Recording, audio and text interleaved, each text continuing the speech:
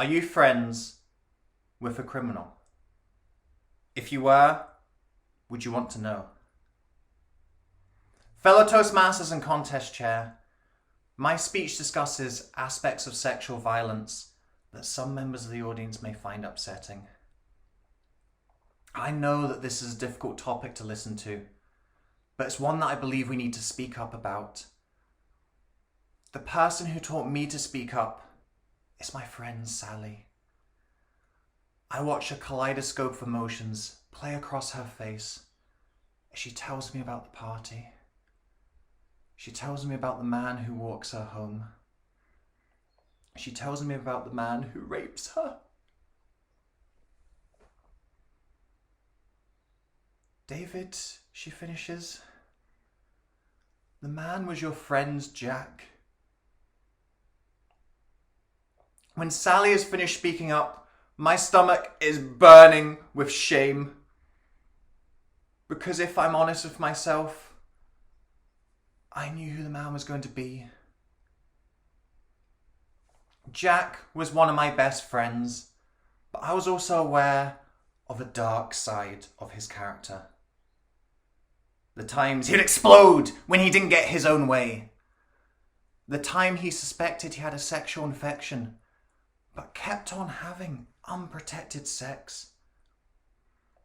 The time he slept with my ex-girlfriend behind my back. I knew Jack was capable of rape, but I'd still trusted him as a friend. It made me wonder whether I was part of the problem too.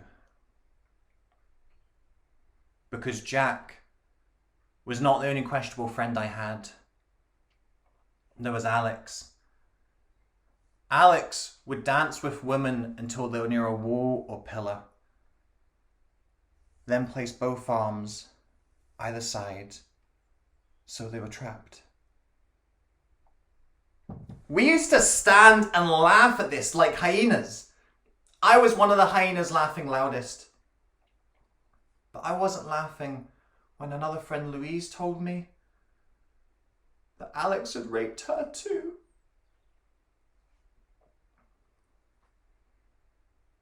I'm not a rapist, but I'm not innocent in this story, am I?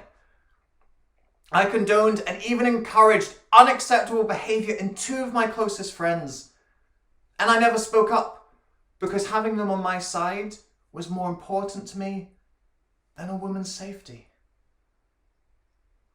When I confronted both of them, each just denied it. Neither of them ever have to take responsibility because it's her word versus his.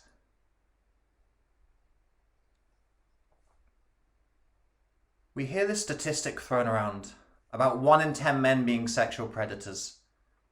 In my group of friends, that stat was higher. And I can never shake the fear I'm going to find out another of my friends is a rapist too. These 10% are not faceless demons hiding in the shadows. They are the people we're closest to. If one of our fingers is diseased and rotten, we don't say, it's fine, the other 9 are good. When we ignore the disease, it spreads. For too long, us men have ignored the disease. I asked Sally and Louise, why didn't you tell me about this before? Do you know what both of them said? I was always afraid you'd take his side over mine. Isn't that sad? That the women in our lives not only have to watch out for the bad guys, but they don't feel that they can trust the good guys either. It's not the responsibility of women to stop rape. It's the responsibility of men. I should have told Jack that he was not getting informed consent by hiding his sexual infection. I should have pulled Alex away every time he pinned a woman to the wall. I saw the warning signs, but I didn't speak up. Sally and Louise suffered a trauma that maybe I could have prevented. They will live with that pain and I will live with that shame. I haven't spoken to Jack or Alex since I first confronted them, but as far as I'm aware, they're living life as normal. That's an injustice that lights a flame in me, and I hope lights a flame in you too. Every name in this speech is a pseudonym, because these stories are not unique. Jack's and Alex's hurt Sally's and Louise's every day. They push the borders of morality, and if we don't stand up to them, then they will continue to infect our society. I didn't stand up to them, and Sally and Louise paid the price. Maybe like me, you haven't spoken up in the past, but I urge you to speak up in the future. When you see behaviour or hear words that make you uncomfortable, speak up. That's the antidote to this disease. The next time you meet a Jack or Alex, think of your mother, your sister, your daughter.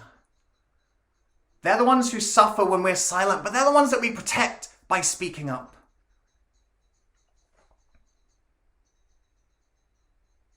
Sally has helped me a lot with this speech, and I want to leave you with her words.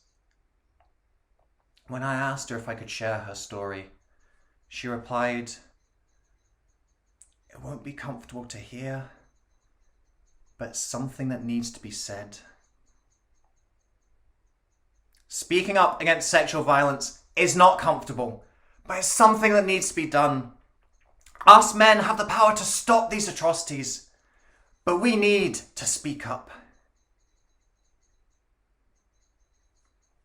Contest chair.